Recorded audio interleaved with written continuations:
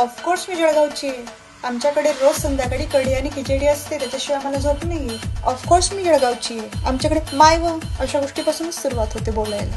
Of course मी जळगावची आहे. आमच्याकडे इतकं ऊन तापतं की आम्हाला भट्टीत जरी टाकलं तरी आम्हाला काय नाही होणार, इतकं ऊन आमच्याकडे असतं, त्याच्यामुळे आम्ही खूप स्ट्रॉंग आहोत. ऑफकोर्स मी जळगावची आहे.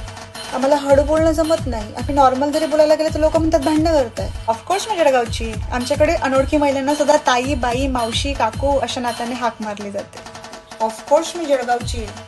आमच्याकडे लग्नामध्ये मेनू जो असतो ना जेवणाचा, वरणबट्टी, वांग्याची भाजी आणि भात असा असतो. ऑफकोर्स मी जळगावची आहे. आमच्याकडे पाहुणे आले म्हणजे पुरणपोळी पाहिजेच, त्याच्याशिवाय पाहुणचार नाही मानला जात. ऑफकोर्स मी जळगावची आहे. जेव्हा पण कोणी आमच्याकडे पाहुणे येतात ना, तेव्हा आम्ही त्यांना फिरायला कुठे नेतो माहिती आहे?